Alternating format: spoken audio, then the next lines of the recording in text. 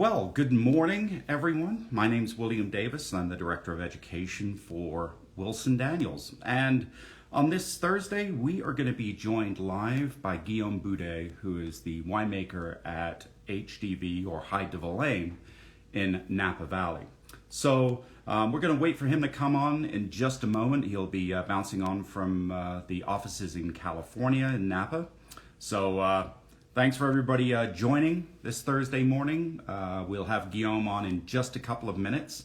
And if you do happen to have any questions, certainly put those in the chat box and we will do everything that we can to get those answered. So thanks for everybody joining. And yeah, we're going to kind of get a feel for what Guillaume's been going through with the 2020 harvest and what's been going on with this vintage. So let's see if we can get him on right now, as it is a bright and sunny 9 a.m. here in Denver. Hey, Guillaume, how are you? Good morning. How are you, Will? I am well, my friend. So I love the photos behind you. Yeah. Those images in the office. Yeah. So, this is actually that's actually our tasting room down here at the winery. So I thought it would be proper. It is quite proper. I would agree with you. Right. So thanks for getting up super early in the morning and joining us. I'm sure that you've got fermentations finishing up and then a few topping up and things like that to do in the winery. Right. But I don't think a lot of people, especially with Wilson Daniels, have had a chance to meet you or get to know you. So why don't you walk us through how you got to be? What's your narrative and how you got to be at HDV? Yeah. Well, first, thank you for having me, and good morning, everyone. Story is pretty cool. So I grew up. My grandpa was a barrel maker in Bordeaux. So growing up, he would go and sell his barrels to First Growth, like crazy places like Ozone and Aubryon and Mouton, etc. And at the time, he would get wine back because, they're friends and all that, the old generations. And those wines at the time were super cheap. I mean, a few francs, 20, 25 francs. So his cellar has always been amazing. And so growing up, that's what, sadly, unfortunately, I've been drinking. So from the 70s, 80s. So that's how I got introduced to wine. And I always loved food and wine and, everything around that. So, I decided to build my career around that. I started with, an agricultural engineering degree. Okay. And then I went to the University of Bordeaux to kind of get more focused on viticulture and enology. But all that schooling allowed me to also do a bunch of internships during summers. So I worked a lot in Bordeaux, obviously, and then came here to California. I worked in the Russian River for a couple of years. And then I started at HDV here in 2013 as an intern. And then at the time, so I did a couple of years with our previous winemaker, Stéphane Vivier, in 2013 and 14. And then in 2015, when he decided to kind of move on to more of a consulting role and work as well as elsewhere, I pretty much took over. And yeah, that's how it's been since then. So this year was my 8th vintage at HDV already. So it's kind of crazy. But yeah, I just love, being outside, working with wine and being pretty much the subject of Mother Nature, because, that's where the challenge and the beauty of the job is that no matter how much we think we know and, no matter how much we think things are under control, every year is a whole new challenge, especially 2020, obviously. But, that's what makes the job what it is. And it's all about having fun too, I think. And it's important to be able to know that and focus on that too, to be able to, create wines the way we do here. It's funny, looking at your journey, and you've worked with vineyards around the world, New World, Old World. Mm-hmm. In your opinion, what makes the Hyde Vineyard such a special, unique terroir and place for you to make wine? Right.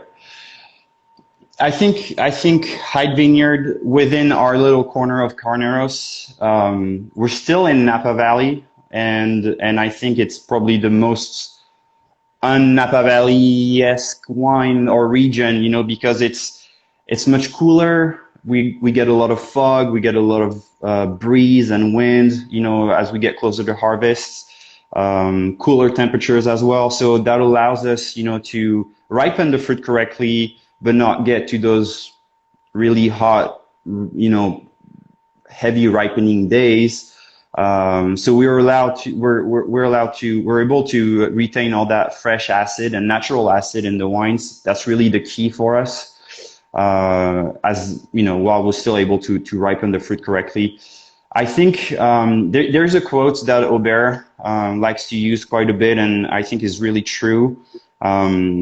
It's from a French author. It says that there's no great predestined vineyards. There's only the stubbornness of civilizations, which means, at the end of the day, you could say that, vines could be grown anywhere in the world.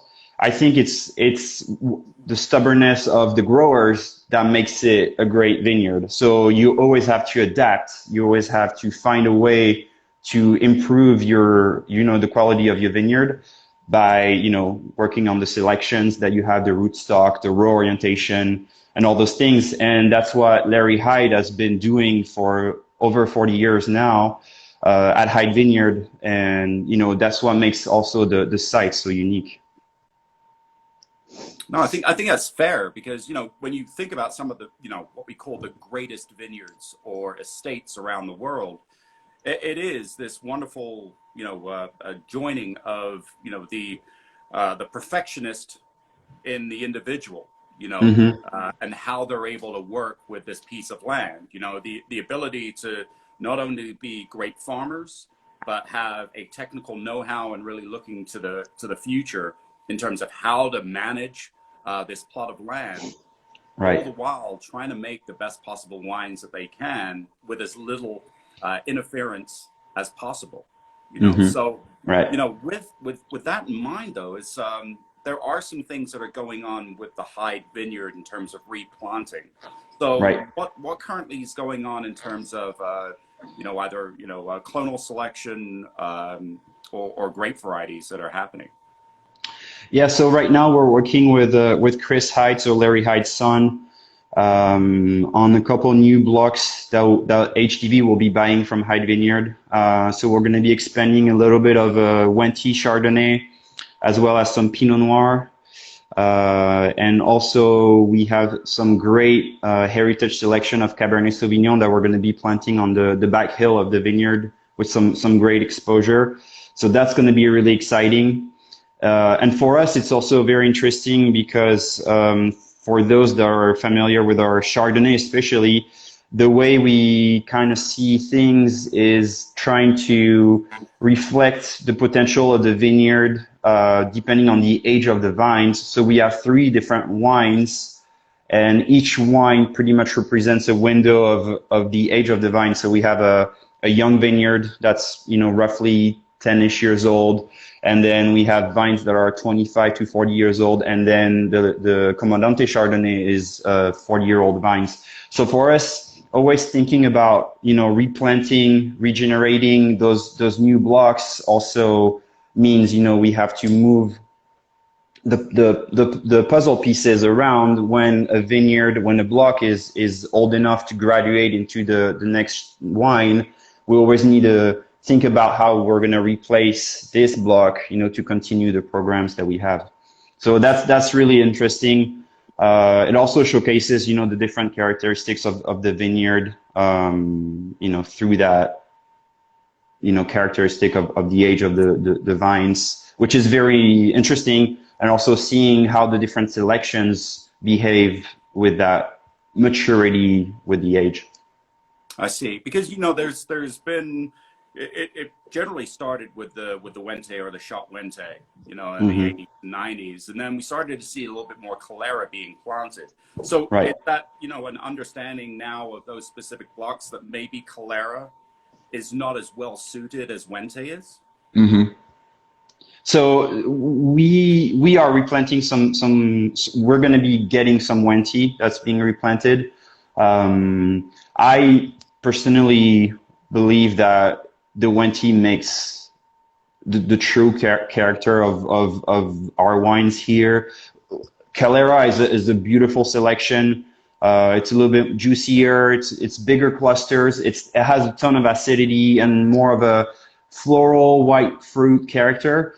The Wenti, though, in Carneros with the conditions that we have, brings all that true minerality, saltiness, iodine, and also the citrus character to the wines. And I think that really elevates the character of the wines. So it's really interesting to work with both. Right now, our HDV Chardonnay is about 60% Wenti, 40% Calera. So there's a little bit of both. But really working on that concentration from the small clusters of Wenti, the small berries is amazing. And having that old Wenti block that we get fruit from at Hyde Vineyard planted in 1979 it's absolutely amazing because, those clusters, they got to be 4 or 5 inches long. They're super, super tiny, but so concentrated, so, juicy and fresh in flavors and acid. And that brings a whole new dimension to the wine. So we're really happy with that. Yeah, it's crazy when you do look at them in, late August, early September, even off the Mm-hmm. Raison. They look like a mini cluster. It Oh, just yeah. doesn't look right, Yeah. as they're amongst these, huge, almost, massive, almost, 12 to 14-inch long clusters. Yeah. It's But nuts. that makes me happy. I know that, as a vine grower, you're always looking at yields and all that.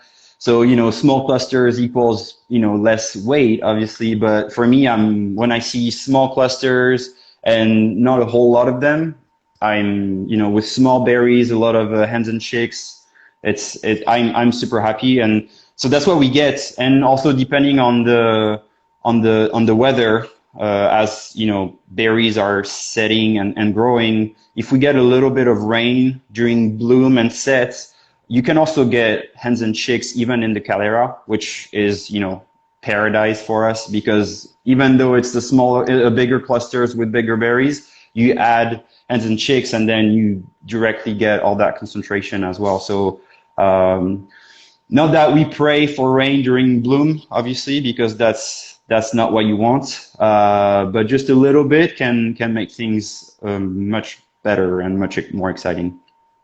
Well, and that probably ties us into the next question because, I'm sure that we've all seen on the news the challenges and the nuances with the 2020 vintage. So, walk us through the 2020 vintage, and most importantly, what are some of the positives that you found while working, within the confines and the challenges of COVID, with this vintage? So surprisingly enough, making booze in California is deemed essential. So COVID really didn't affect us directly here in the winery, as in the production side of things. Obviously, not being able to host guests and see people in the tasting room was a huge, impact. But as talking about making the wines, being in the vineyard, actually that allowed me to spend a lot more time in the vineyard during the growing season. And I'm actually glad I got to do that, because what a season we had. It all started pretty good. We got about, 7 inches of rain between November 2019 and January 2020. But then February was really warm, really dry, and we thought we would get bud break then, which didn't happen, because temperatures started to cool off again at the end of February. So for Chardonnay and Pinot, we got bud break right around mid-March. But then last week of March, we get frost, which happens almost never, in down in Carneros, because it's always so humid, being so close to the bay and the ocean. But we got 2 little episodes of frost. So that had some impact on the, the freshly formed buds. And then half an inch in March of rain, half an inch in April, half an inch in May, and that's it. So definitely a drought year for 2020. The vines reacted okay. They struggled a little bit in terms of vigor. If you compare to 2019 vigor, I mean it's the exact opposite because in 2019 we had so much vigor. It was hard to keep up with. This year the crews had more time to kind of react and watch things go. And then the first heat waves started in April and in May, so we started having some spikes then.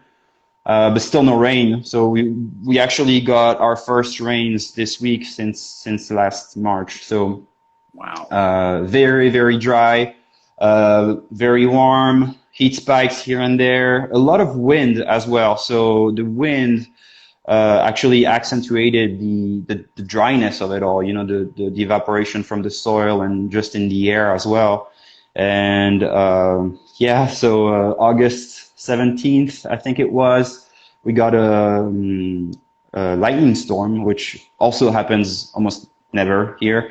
I can't remember how many thousands of lightning impacts we got all throughout California, actually.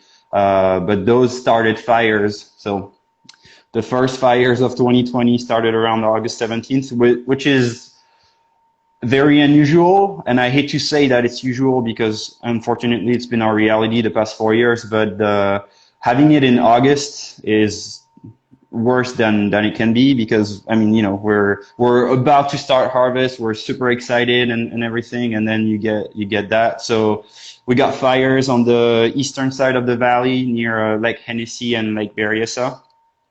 So that started the season. So obviously not directly impacting us with, fires and destruction and all that, but a lot of smoke already. And then fires in northern Sacramento and in Mendocino brought a lot of smoke as well in the valley.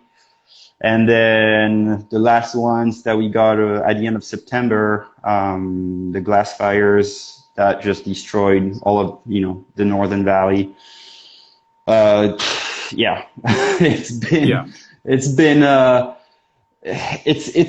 it's crazy. I mean, it's crazy to see it happen. It's crazy to see everyone go through it. And obviously all the people that lost things, their houses, their jobs, their everything. I mean, it affects us, if not physically, but also psychologically. But at the same time, I think one of the positive things that we saw is really the resilience, of the people of the community, to always stand back up and rebuild and restart and and reset and not forget, obviously, because those kinds of things, we're never gonna forget. But it's really encouraging to see how people stand back up and go again with their lives, and I know it's a lot of challenges. And actually I want to take a moment and thank everyone, our guests, our supporters of the winery, you guys at Wilson Daniels and all our partners around the world. Because we all went through COVID, we all went through all the challenges and everything, and this year has been really successful for us. So it's thank to everyone in the US and around the world, because we're really appreciative of all the support, and let's keep on going. I mean, this year is our 20th anniversary. Unfortunately, I mean, fortunately and unfortunately, because we started festivities early this year, and then all of a sudden all this stuff happens, and so we hope to be continuing celebrations next year, hopefully, when everything settles down. Well, we can't wait to be there with you. I know that Us too. it's crazy. Like the last time that we actually got a chance to do anything at the office, because our office Mm-hmm. are in on Main Street, right down the street from Troncus, and where we did the vertical tasting, Right. and that was in March, just as everything was starting to truly pick up. So Yep. it is our honor to be there for you and for you to be there for us. So Thank thank you. you. Yeah, yeah. Uh, No, it feels like it was 10 years ago. I mean, I was talking to some people about it, and I feel like it was decades ago, that we had that tasting, that we were able to sit down together and, enjoy wine and talk about our history and all that. So it's hopefully we get back to it very soon. I can't wait. Now, with the fires and being on the other side of the valley, did you notice any challenges? I mean, this is obviously going to be a question that will come up from time to time in terms of the mitigation of addressing issues of smoke taint this year. Right. Did you find any blocks that were either going to be in danger or being challenged, with what was coming down valley? Well, so again, usually the fires happen right in October. So for us, it's the end of harvest. So, we don't really see any threats. This year, starting in August, I mean, the stress level was maximum from the get-go, even before we started picking anything. Uh, the good thing about being down in Carneros is that we're far away enough, from either Hennessy, Berryessa when it happened, or Northern Valley. So I mean, it's always a huge amount of stress. Obviously, we're monitoring that every day, if not several times a day. Especially when we had ashes fall, on the grapes. So we were trying to be as reactive as possible. And once those ashes were done falling, we got to send some tractors in the vineyard with some fans to try to blow things away before, you get the dew turn the ash into lye, and then it's just stuck into the clusters, and it's almost impossible to remove. So we did a lot of that, and for the red varietals, we rinsed the berries on the sorting table. So we went really, really, really slow, rinse everything off, make sure that the water falls down on the sorting table as much as possible. So to have as clean as clean berries as we can, and the wines are amazing, man. I mean, I think 2020 is the vintage right now that people love to hate because of everything that's been happening and all the challenges and everything. Deep inside, I truly believe it's a vintage that will hate to love and that will just love in the future. Because it's always going to remind us of all those challenges, but it's going to be like a 2011, 2017, a bunch of challenges, a lot of seeing around the valley what's happening and around the world. But the wines are amazing. There's an amazing concentration. It's definitely an acid-driven vintage with a lot of minerality in whites and reds. It's not a whole lot of it. So obviously because of the heat, because of also the frost, it affected a little bit the yields. But what we have is clean, is beautiful, is very fragrant. So I'm actually really excited to see where those wines are going. Because yeah, it's gonna be one of those special vintages that will have a lot to say. So No, fingers that's great. crossed.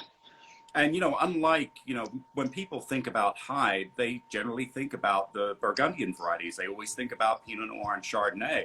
Right. But you're working with Rhone varieties. You're working with Syrah. You're working with Cabernet. You're working with Merlot. This is Yeah. not a week-long kind of situation. This is Yeah. eight Yeah. to 9 weeks. Between the beginning and the end of harvest. So we Right. can't do enough for the amount of work and the manpower and the attention that it requires to, again, mitigate some of the challenges that we've seen this year. Now, with something good, of all the wines that you make from HDV, which one gives you the most pleasure? I mean, it's funny because I often get this question. And I always give this very lame answer, and I say, I mean, do you have a favorite kid, or if whatever. It's they're all my kids now.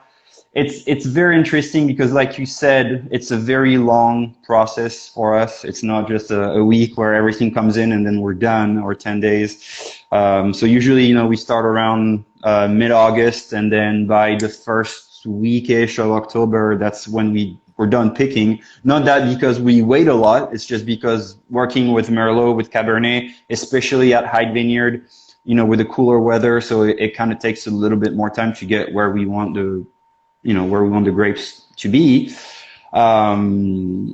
So, working with the Chardonnay and the Pinot at the beginning of harvest, there's always a lot of excitement. They're very different because, with Chardonnay, with whites, you just put the grapes in the press and you work with the juice. Also, the juice goes directly into barrel. So since we don't also do any kind of racking or any kind of stirring or filtration, the only time we see the juice again is at bottling.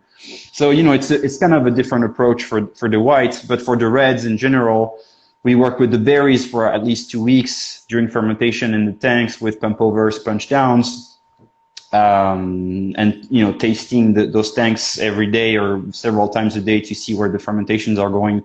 So it's two different approaches. They all have their loads of fun, obviously, because to me, what's really fun is to be able to express those true varietal specific, flavors.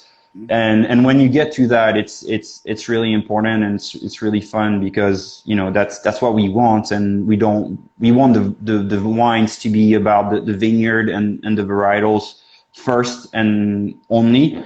Not about, over oaking or over extracting or over ripening, all those things. So, when you start expressing, with the Syrah, with the Pinot, all those earthy, spicy components, with the Merlot and the Cab, you get a little bit more of a fruit floral component. So, they're all really fun in all different kinds of ways.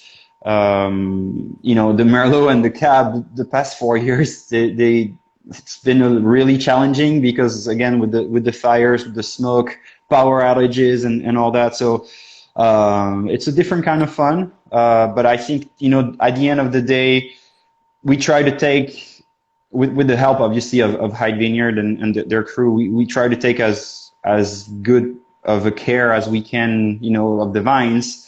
And I think the wines really give that back, ultimately to us, and that's what we try to achieve here. So that's the most exciting thing for sure. Yeah, it's talking about the Chardonnay. I think that it's one of the big surprises for California Chardonnay and its ability and capacity to age. I was spending some time with Chris, and we tasted some 10 to 15-year-old. This was 6-7 years ago.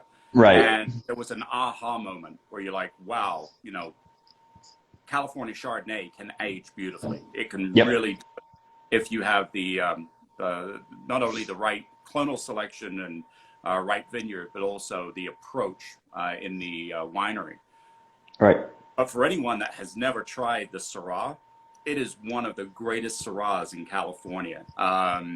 It's always going to have that richness, that intensity that you don't get from Cornas or from Côte Rôtie, but with all of the minerality and the non-fruit or these herbal components. And my pleasure of opening up a 2004 a couple of years ago. Nice. And the black pepper and the roasted meat and the bacon were on full display.